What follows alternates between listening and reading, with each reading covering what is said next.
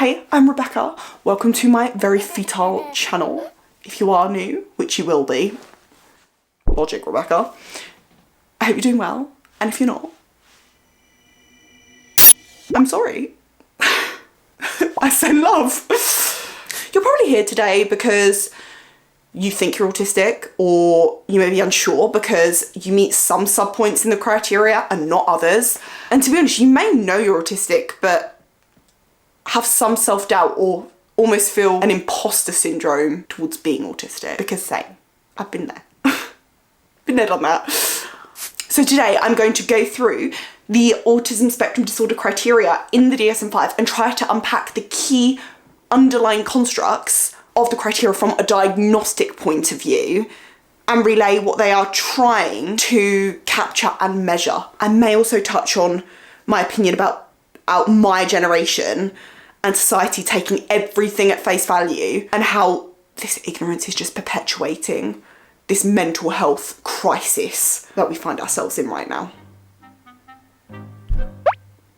So the diagnostic criteria for autism is split into two major sections, section A and section B, or criteria A and criteria B, each with their own few subpoints, where criteria A is more to do with the social processing, communication and interactional behaviours within the autistic population or these individuals, whereas criteria B is more focused on the restricted, repetitive behaviour, interests and activities.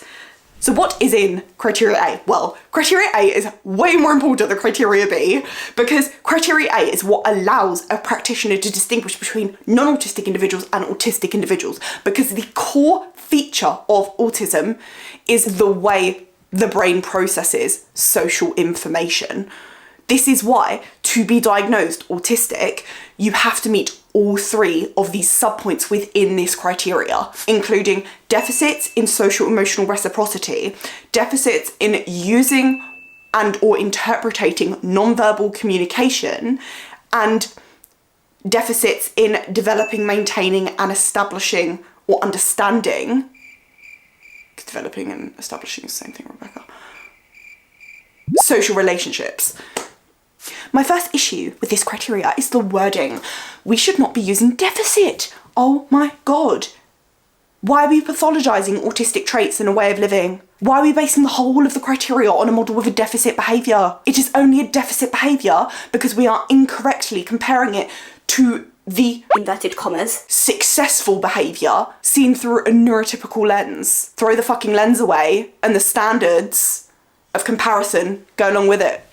Chuck it, go. If anything, we should just be saying difference, showing an innate difference in developing, maintaining and understanding social relationships. I will now just quickly zip through each subpoint and elaborate a little bit on it. Deficits in social emotional reciprocity. I think the major difference between autistic communication and a neurotypical communication style is more to do with the purpose of the communication style, because when you look at the neurotypical style of communication, it's always requiring equally weighted, flowing back and forth, question-based conversation with a certain emotional tone to it, if you will. And this purpose of communication is normally always somehow rooted in relationship building to do with the establishing or maintenance of social status or the social hierarchy. And this does make sense because why do so many neurodiverse individuals get bullied for their neurodivergence? Because their quirkiness, their eccentricity normally negatively impacts that individual's social standing. If you're weird, it's almost like that weirdness is going to infect them and pull them down the ladder that is the social hierarchy. It's wrong, but it is how people behave. Whereas anecdotally and personally, I feel like the autistic style of communication is more about information gathering and information sharing. It's almost like autistic individuals inadvertently act like a little squirrel, and we hoard and gather all of this information to do with our special interests, and we pick and choose our favourite people to almost monologue and relay some of this information to and at them. And normally if they're nice or they're kind, they just kind of let you go. Just let you go, and when your monologue stops, they recenter, they come back down to earth, and then they continue.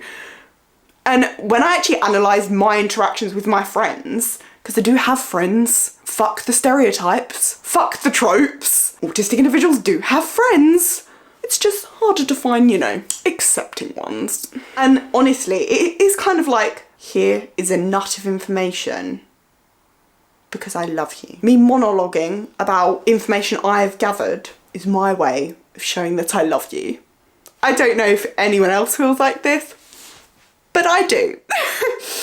But unfortunately, I think this ability to monologue feeds this egomaniac narrative that I know a lot of people who are autistic get pegged as, because it seems as though the individual is monopolising the conversation towards their special interests so they can just talk about themselves, but that's their style of communication. That's how they interact. And yes, I get it. Monologuing isn't an equally weighted and socially, emotionally reciprocated interaction. I get it. Hence why it's part of the criteria. But it's not a deficit. It's just a difference in communication. I also think this is what feeds the stereotype of autistic individuals not having any friends or not wanting friends. But it's just so wrong. All autistic individuals want to establish, maintain, develop good, emphasis on good relationships.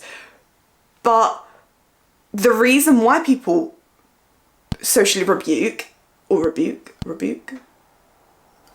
socially withdraw is because this difference in communication style can lead to ridicule, can lead to bullying, it can lead to people misjudging and misinterpreting how and what you're communicating, which kind of sucks. So number 2, deficits in using and interpreting nonverbal communication. And to be honest, I think this, out of all of the 3 subpoints, is probably the most important one, because this inherent inability to recognise, use, interpret, understand nonverbal communication is a very, very key difference between autistic individuals and non-autistic individuals.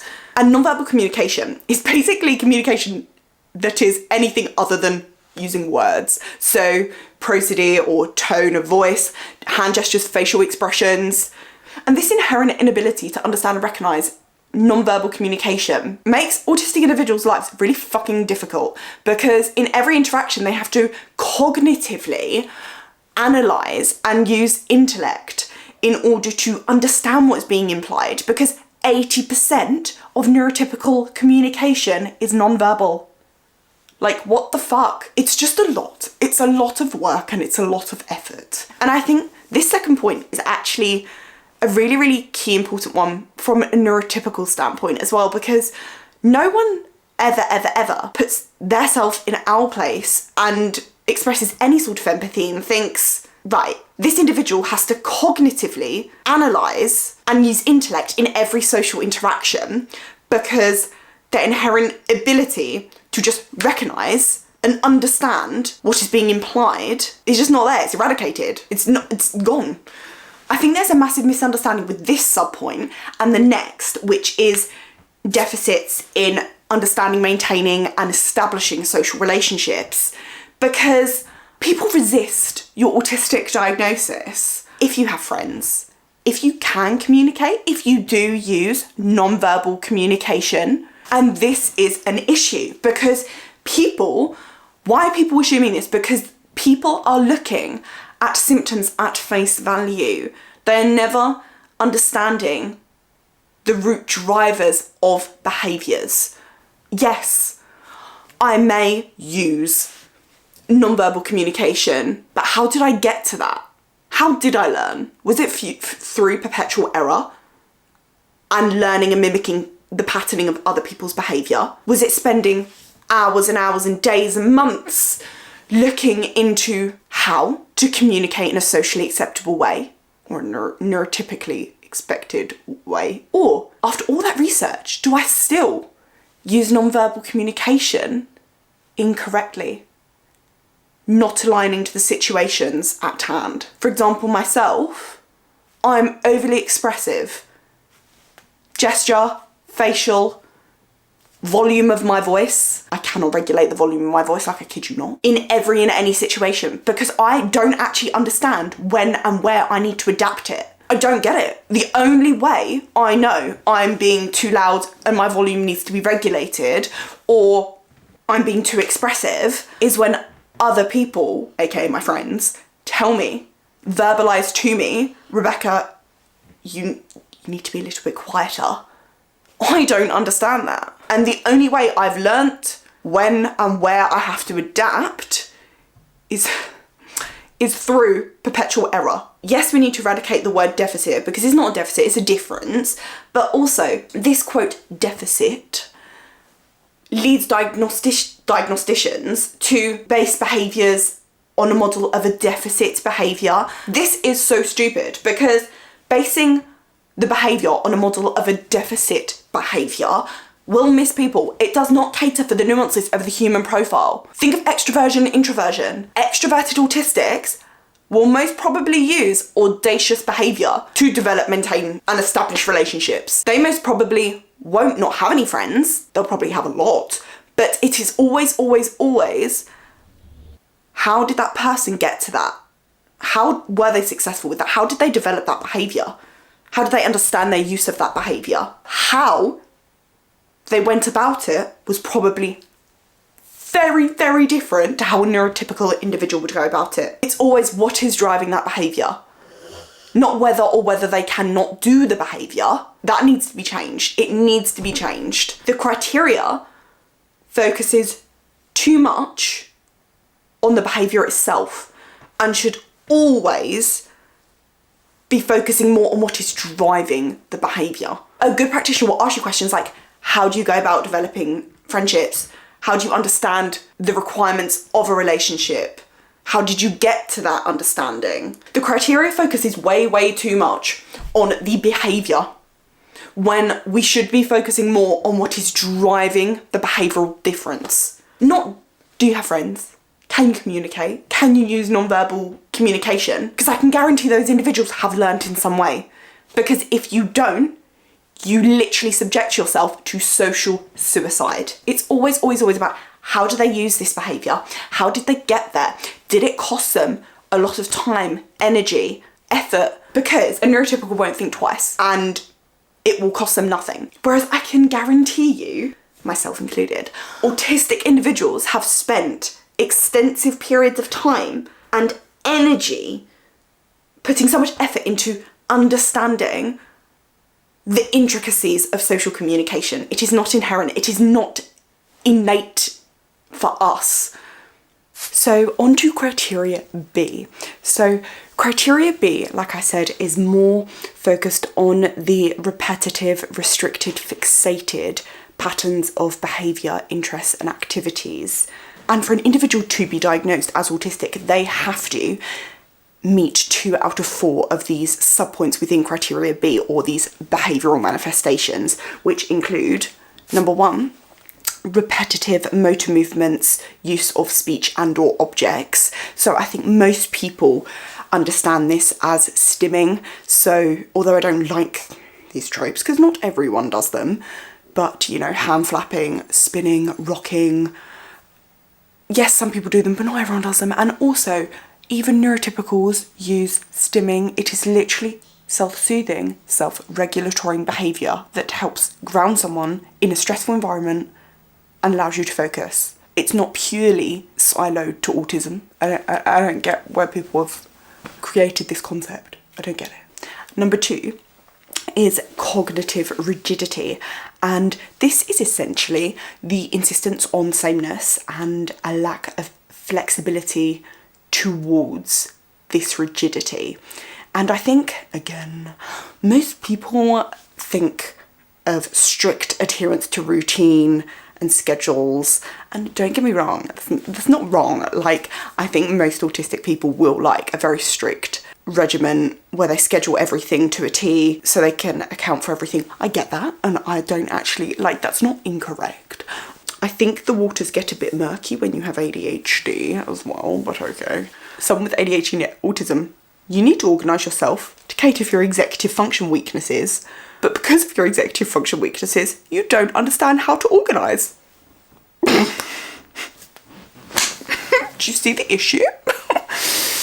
I think this cognitive rigidity can be split into a behavioural element and a communication element, where I think the rigidity can manifest behaviourally within ritualistic patterns of thinking, so thoughts, ways of doing things, whether this be verbal or non-verbal. But also, I think people forget about this, but I think it can also manifest in things like eating the exact same foods every day at the same time, or wearing the same clothing because of sensory aversions and preferences.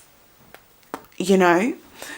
It's that sort of rigidity that I think a lot of people don't realise. Regarding the communication element of this cognitive rigidity, I think it can manifest within things like social scripts, and I believe the use of one type of verbal or non-verbal communication but used improperly. So I don't know whether that's a word. So take myself as an example. I do not use prosody in the right way. I do not. And I'm happy to say that, because if you notice the rhythm and the emphasis of certain words and phonemes, I don't do it right. I do not do it right. I put emphasis on parts of words that I shouldn't, in parts of the sentences that I shouldn't, and I can't adapt this tone of intonation to the situation at hand. This transfers into the volume of my voice as well. Nope. One volume, that is it. Nope. If it's too loud, it's too loud, and I don't understand that it's too loud. Everyone else around me tells me it's too loud. And it's weird because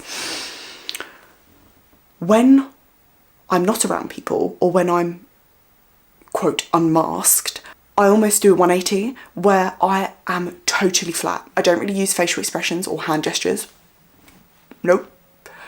And quite frankly, the reason why I don't do that in front of people is because they misinterpret my communication style. So I'm taking in what they're saying. I do have emotion. I am cognizant of what they're saying. I do care. I am remaining attentive. I'm not emotionless, but that's how they interpret it. And this is why people like me put on that persona. They mask, because we don't want people to think we are heartless. We don't want people to develop those really derogatory and harmful narratives. This is why I do a reversal and go from a flat affect to overly expressive and unusual modulation, because people seem to take in that side way better. But that is cognitive rigidity, but not how you would stereotypically see it manifest. The third behaviour is restricted fixated interests, or better known as special interests, that are abnormal in intensity and focus. And to be honest, they're not wrong. They are abnormal in focus and intensity, but I love it. It is a bloody fucking strength. Any autistic with a special interest, they can change the world with the amount of knowledge they have got in that special interest. And I think people get a little bit invalidating because they're like, neurotypicals have passions and topics of interest, and I'm like, yes, I'm not disputing that, but there's a distinguishing factor between an autistic special interest and a neurotypical's passion or topic of passion, and it is the intensity and the purpose. The intensity, how much time does that interest occupy day to day in your life? If you're not speaking or doing the interest, are you researching and thinking about it constantly? And the purpose of them. I think a lot of people struggle to understand that autistic individuals do their special interest because it is soothing, it is self-regulating, it is energizing, it is amazing. I find it so much better than speaking to a person. I kid you fucking not. Honestly, Tony Attlewood said it perfectly. An autistic individual has found something better than socialising. Special interests to a fucking T. And in my opinion, I think the main difference between neurotypicals, I think the main difference between neurotypical passions and autistic special interests are the enjoyment aspect of it. So I've noticed most neurotypicals gather the knowledge, do the task, research into the subject for the reward at the end. More of a needs must in order to get from A to B. Whereas I've noticed with autistic individuals, it's not really about the reward at the end. It's not really about B. It's about this transition between A and B that you never want to end. You just adore just gathering the information. You find so much pleasure in just getting better, getting more knowledge to do with the special interest. The knowledge is the reward, not the end. I like to use the analogy of a train. I feel like an autistic individual never wants to get off the train because they're enjoying the scenic route, which is the gathering of knowledge. They never want that to end. Whereas a neurotypical, it's more about, no, I've got on the train to get to the destination I want to go to. Yeah, the route's okay, but like, don't want to stay on it forever. That's the way I try and explain it anyway. Number 4, sensory processing differences. So sensory processing is essentially the way someone takes in sensory input, whether that be external or internal sensations. And usually you'll find people are either hypo or hypersensitive to certain types of stimuli. I think people often forget that sensory processing differences can be due to a multitude of things, not just autism. For example, personality types, introverts vs extroverts. Introverts are usually more sensitive neurologically to their environment, but that is a personality characteristic. It's not a neurological condition from birth. And trauma can dysregulate your nervous system. That creates differences in sensory processing. I just think a lot of people forget these overlapping symptomologies that lead to the same behaviours. To revert back to my main point of this video, I think what the diagnostic criteria is trying to relay here in criteria B is more, you have to meet 2 out of 4 of the behavioural manifestations, because these behaviours are not uncommon in the neurotypical population. All neurotypicals will exhibit and demonstrate a form of these behaviours, but usually the form is less specific to autism, and exhibiting 2 or more of these behaviours is usually very consistent with the autistic profile.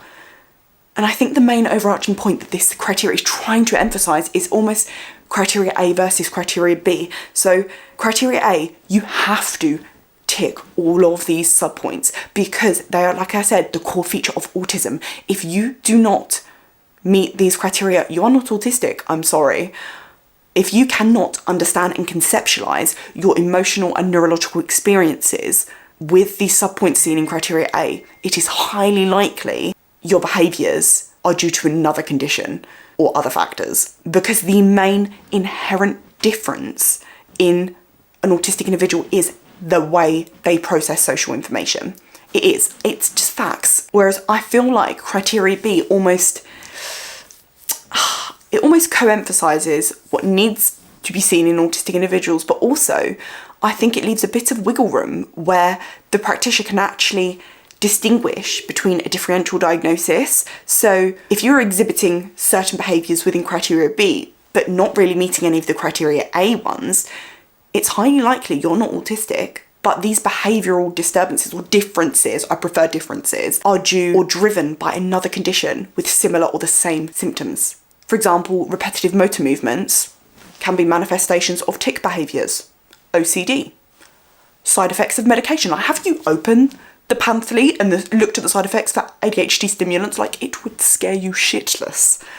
But you know what? Having executive function limitations is worse. So, and cognitive rigidity, that can be due to severe anxiety. Think about it. With an increased stress, that person will want to increase their sense of control, limit unpredictability. It's a natural response to anxiety. And if you made it this far, I would say my main take-homes are individuals in society as a whole always need to be curious about our symptoms. Always look at what is driving the behavioural disturbance or the behavioural difference. And this 100% needs to be more properly articulated in the DSM-6 because it's too vague right now. If we look at symptoms at face value, we will continuously increase misdiagnosis and silo symptoms to certain conditions, which inadvertently harms the individual because they need the correct diagnosis in order to seek and use the correct strategies and protocols dictated to that condition. People are often misdiagnosed with ADHD when they have PTSD and vice versa because there are overlapping symptoms. They both exhibit impulse control difficulties and they both exhibit cognitive dysregulation and executive dysfunction. But again, it is what is driving those symptoms. Has this individual exhibited cognitive dysregulation across their entire lifetime from birth because ADHD is a neurodevelopmental disorder? Or has the symptoms manifested after a certain period of stress in that individual's life that has led to the onset of those symptoms? That nuanced way of thinking will dramatically increase the chance of that person receiving the correct protocol and treatment methods for them. I can guarantee you stimulant medication will not help the dysregulation of the person's nervous system due to PTSD. Guarantee. If anything, it might actually worsen it. Take myself, for example. My eating disorder recovery was prolonged by 5 years. 5 fucking years. And the healthcare system failed me because they couldn't separate my eating disorder from my autism and my neurodiversity. And if I didn't try to figure out all out myself and try and find a unicorn of a therapist that understood my neurodiversity and eating disorders, I would never be where I am today. So misdiagnosis in that sense perpetuated my eating disorder and prevented me from getting better because I and the practitioners were approaching my treatment completely incorrectly. It needed to be adapted and cater for my neurodiversity. And that scares me that others are going to be in the exact same position that I'm in, where people can't recognise and cannot distinguish between your neurodiversity. I'm going on a tangent, I'll stop. I will stop now because I waffle a lot and I need to anchor myself back down to earth. I hope you enjoyed the video. If you did, please subscribe. I'll speak to you in the next video.